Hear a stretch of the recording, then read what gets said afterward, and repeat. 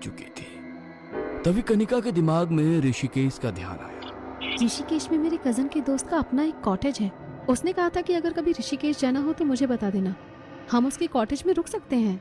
तब तो बहुत बढ़िया है, रूम्स ढूंढने का झंझट ही खत्म। एक बार तो उनसे बात करके कंफर्म कर लेना कि वो कॉटेज खाली है या कोई रह रहा है अभी वहां पर। कनिका ने अपने कजन के दोस्त से कॉटेज के बारे में बात की तो कॉटेज खाली था। उन लोगों के लिए उसने केयरटेकर को कहकर कॉटेज की साफ सफाई करवा दी। अगली शाम वो लोग अपनी गाड़ी से वहां पर पहुंचे। कॉटेज तो बड़ा बढ़िया है यार। एक काम करते हैं, अभी फ्रेश होकर थोड़ा घूमने निकल जाएंगे। शाम के समय घाट पर अलग ही सुकून मिलेगा। घाट पर जाना है तो ठीक है साहब, लेकिन ऊपर वाले पहाड़ी रास्ते की तरफ मत जाना। रात के समय उस तरफ जाना ठीक नहीं है। क्यों? रात के समय ऐसा क्या है जो वहां नहीं जा सकते? पहाड़ी इलाका है साहब, भूत प्रेत छलावे अक्सर अंधेरा होने के बाद इन रास्तों पर भटकते हैं, इसलिए उस तरफ ना ही जाओ तो बेहतर है। क्यों खामोखा अपनी जान जोखिम में डालना। अच्छा ठीक है काका, उस तरफ नहीं जाएंगे हम, बस घाट पर घूमकर ही आ जाएंगे। वो लोग घाट पर घूमने के लिए निकले। उन्हें वहां पहुंचने में देर हो गई थी, इसलिए वहां आरती के समय तक वो वहां पहुंच नहीं पाए। घाट पर गंगा किनारे बैठकर वो आपस में बातें कर रहे थे। तभी कनिका का मन कुछ बेचैन सा होने लगा। कनिका, क्या हुआ तुझे?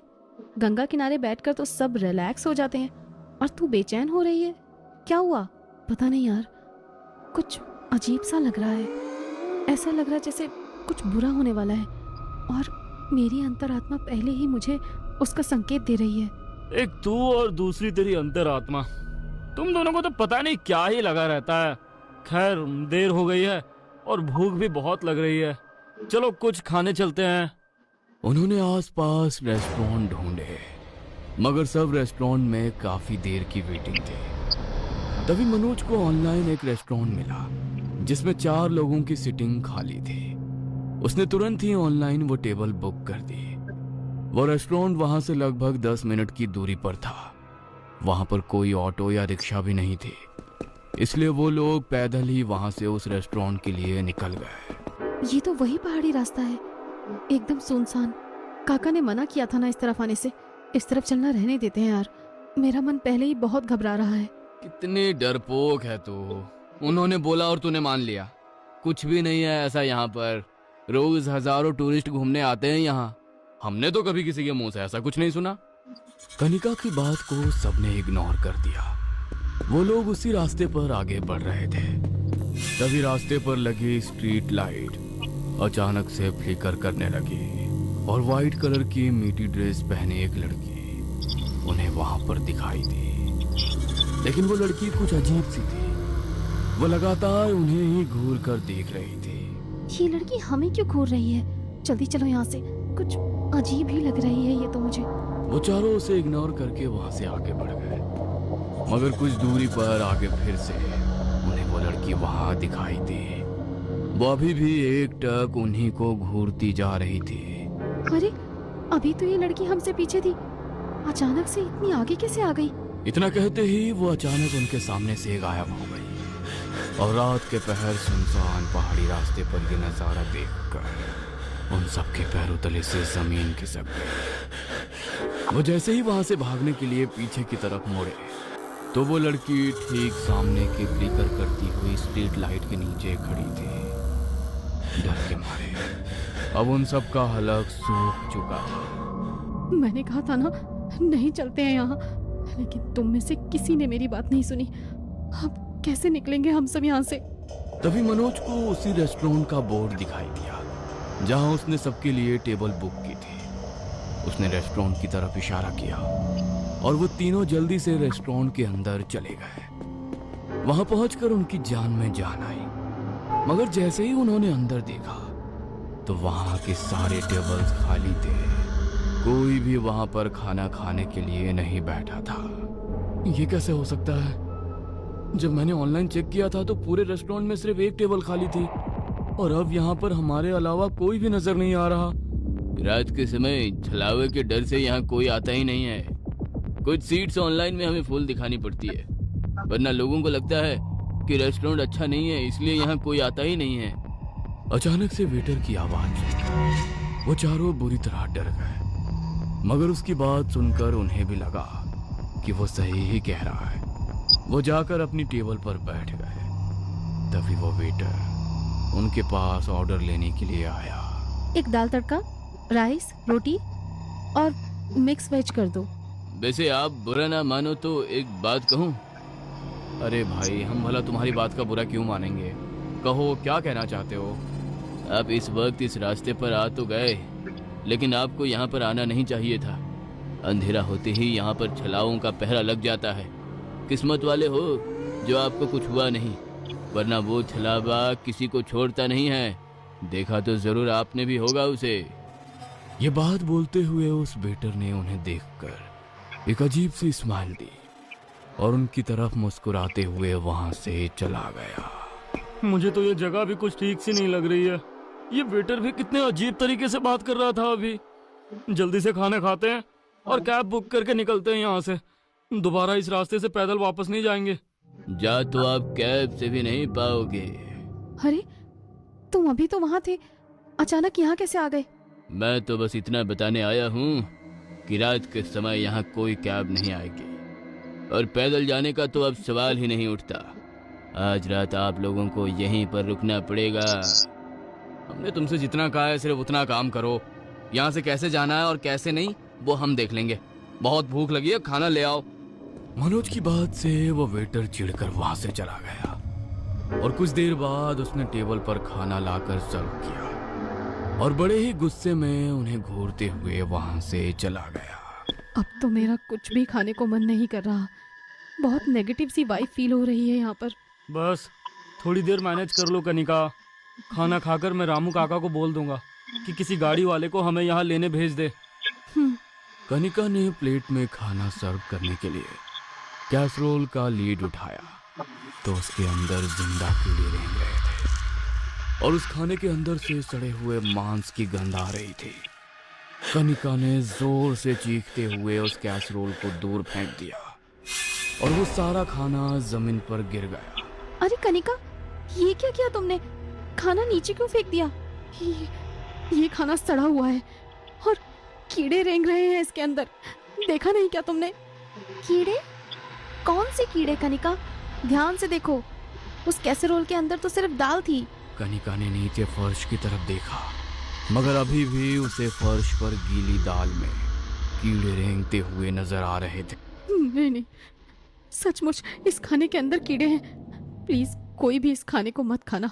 मनोज, तुम अभी के अभी काका को फोन करके कहो कि यहाँ किसी को भेज दे। मैं थोड़ी देर भी और अब यहाँ पर नहीं रुक सकती। बाकी सबको भी उस जगह से एक अजीब सी वाइब आ रही थी, इसलिए मनोज ने उसी वक्त रामू काका को कॉल कर दिया। हेलो रामू काका, हम लोग कॉटेज के आगे की पहाड़ी रास्ते के आखिरी रेस्टोरेंट में बैठे हैं। यहाँ से कॉटेज तक आने के लिए कोई कैब भी नहीं है। आप किसी को यहाँ पर गाड़ी से भेज सकते हैं क्या? क्या? ये क्या बोल रहे हो बेटा तुम? मैंने तुम्हें वहाँ जाने के लिए मना किया था ना।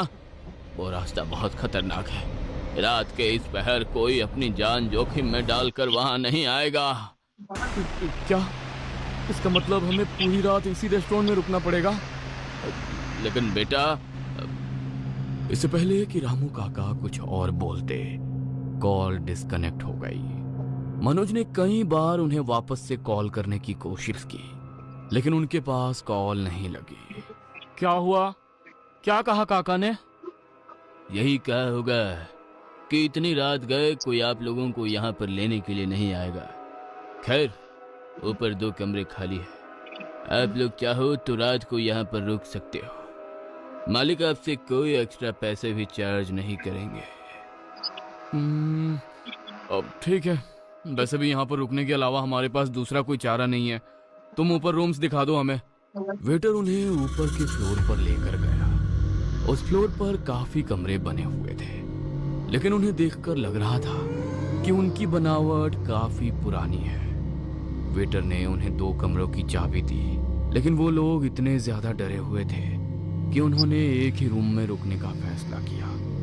रूम का लॉक खोलकर वो जैसे ही रूम के अंदर गए तो पूरे रूम में एक अजीब सी सड़ांध फैली हुई थी, जैसे वहां पर ना जाने कितने सालों से कुछ सड़ रहा हो। ओह माय गॉड, कितनी गंदी बदबू आ रही है यहाँ पर। प्लीज उस वेटर को ये रूम चेंज करने के लिए बोलो। हम लोग पूरी रात कैसे रहेंगे यहाँ पर? रूम चेंज कराने के लिए आकाश जैसे ही रूम से बाहर जाने लगा तो वो दरवाजा मानो अंदर से जाम हो गया। उन चारों ने मिलकर वो दरवाजा खोलने की कोशिश की, मगर वो दरवाजा नहीं खुला। और तभी अचानक उस कमरे की लाइट तेजी से फ्लिकर करने लगी और कमरे के अंदर एक अजीब सी ठंडक फैल गई। हे भगवान, ये सब क्या हो रहा है हमारे साथ? हम किसी बहुत बुरे जाल में फंस गए हैं। निकलना होगा हमें यहाँ से, वरना हम सब मारे जाएंगे। तभी कमरे में उन्हें किसी के कदमों की आहट महसूस हुई। उन्होंने जैसे ही पीछे मुड़कर देखा तो वही लड़की जो उन्हें रास्ते पर दिखाई दी थी ठीक उनके सामने खड़ी थी, लेकिन अब उसका चेहरा बहुत भयानक हो चुका था और पैर पीछे की ओर मुड़े हुए थे। एक बार जो इस रास्ते के चुंगल में फंसता है वो फिर कभी इससे बाहर नहीं निकल पाता। तुम सब अब मेरा शिकार हो। उनकी आंखें फटी की फटी रह गई। वो आत्मा धीरे धीरे उनकी तरफ बढ़ने लगी। तभी कनिका ने तेज आवाज में ओम नमः शिवाय का जाप करना शुरू किया और वो आत्मा चिल्लाती हुई उनसे दूर भागने लगी। बंद करो इस जप को, वरना मार डालूंगी मैं तुम्हें। तुम सब खड़े क्या हो? जल्दी से जाप करना शुरू करो। जाप की शक्ति से ये कमजोर पड़ रही है। कनिका के साथ उन तीनों ने भी तेज आवाज में मंत्र जाप करना शुरू किया और पूरे कमरे में ओम नमः शिवाय की ध्वनि गूंज उठी। वो आत्मा अपने कानों पर हाथ रखकर जोर जोर से चीखने लगी। उन सब ने फिर से कमरे का दरवाजा खोलने की कोशिश की और मंत्र की शक्ति से वो दरवाजा इस बार खुल गया। दरवाजा खुलते ही वो चारों नीचे की तरफ भागे, मगर सीढ़ियों से उतरते हुए रश्मि का पैर फिसला और वो लुढ़कती हुई सीढ़ियों से नीचे गिर गई। दर्द के मारे उसका मंत्र जाप रुक गया और उसी वक्त उस आत्मा ने उसे जकड़ लिया। ओह नो, अब क्या करेंगे हम? हे महादेव, हे महादेव, सहायता करो। मगर तभी सामने से उन्हें वो वेटर आता हुआ दिखाई दिया, लेकिन उसका चेहरा पहले की तरह सामान्य नहीं था। उसके चेहरे का मांस लटक कर बाहर आ चुका था और उसकी हंसी शैतानी हो चुकी थी और उसके मुंह से काली गंदी लार टपक रही थी। मैंने कहा था ना कि आज रात तुम लोगों को यहीं पर रुकना पड़ेगा, तो यहाँ से भागकर कहाँ जा रहे हो तुम? आज रात मैं तुम्हें यहाँ से कहीं जाने नहीं दूंगा। बचाओ, प्लीज बचाओ मुझे, ये मार डालेगी मुझे। इस वक्त हम तुम्हारी कोई मदद नहीं कर सकते रश्मि, बस भगवान ही हम सबकी मदद कर सकते हैं। मंत्र का जाप करो। रश्मि ने फिर से हिम्मत करते हुए मंत्र का जाप करना शुरू किया, मगर उस आत्मा ने उसके चेहरे को बुरी तरह भींच दिया और उसकी गर्दन पर खरोच मारने लगी। तीनों ने तेज आवाज से मंत्र जाप करना शुरू किया। तभी कनिका को याद आया कि घाट से निकलते हुए उसने एक छोटी बोतल में गंगा जल भरकर अपने बैग में रखा था। उसने जल्दी से अपना बैग खोला और वो बोतल बाहर निकाली, लेकिन जैसे ही वो गंगा जल उन दोनों की भयानक आत्माओं पर छिड़कने वाली थी, वेटर की आत्मा उसके ऊपर झपट पड़ी और बोतल का सारा गंगा जल जमीन पर गिर गया और वहां से बाहर जाने का दरवाजा खुद ब खुद खुल गया। उन्होंने मंत्र बोलते हुए रश्मि को खींचा और उस रेस्टोरेंट से बाहर निकल गए और सामने रास्ते की तरफ भागने लगे। उस रेस्टोरेंट से तो बाहर निकल गए, लेकिन अभी हमें कॉटेज तक सही सलामत पहुंचना होगा। हे भगवान, रक्षा करना। चिंता मत करो कनिका, जब भगवान ने हमें सही सलामत इस रेस्टोरेंट से बाहर निकाला है तो हमें कॉटेज भी पहुंचा देंगे। भागते भागते उनकी सांसें फूलने लगी थी, इसलिए वो अब मंत्र जाप भी नहीं कर पा रहे थे। तभी फिर से स्ट्रीट लाइट्स फ्लिकर करने लगी और उस लड़की और वेटर की आत्मा फिर से उनके सामने आकर खड़ी हो गई। आज तक किसी को हमने यहाँ से जिंदा नहीं जाने दिया, तो तुम्हें कैसे जाने देंगे? कोई नहीं बचेगा तुम तीनों में से। उन लोगों की सांसें बहुत भारी हो चुकी थी। वो खुद को बचाने के लिए सामने की गली में भागे, मगर उन दोनों की आत्मा उनके ऊपर झपट पड़ी। मगर तभी घाट पर आरती की आवाज गूंज उठी। ब्रह्म मुहूर्त में होने वाली आरती की आवाज से वो दोनों आत्माएं बुरी तरह तड़प उठी और वो आत्माएं बहुत तेज चीख के साथ धुएं के रूप में घाट की तरफ समा गईं। उन चारों की आंखों में आंसू आ गए। वो दौड़ते हुए घाट पर आरती के लिए पहुंचे और अपने हाथ जोड़कर वहां नतमस्तक हो गए। उस रात भगवान के प्रति उनकी आस्था ने उन्हें उन आत्माओं से बचा लिया, मगर उस रात को वो अपनी जिंदगी में कभी नहीं भूल पाए। इस दुनिया में बहुत सी जगह ऐसी हैं जो शाम ढलने के बाद ऐसी शक्तियों से घिर जाती है। इसलिए अगर कोई दिन ढलने के बाद किसी जगह पर जाने से हल्का मना करता है तो आपको उसकी बात मान लेनी चाहिए, वरना आपके साथ कुछ भी हो सकता है।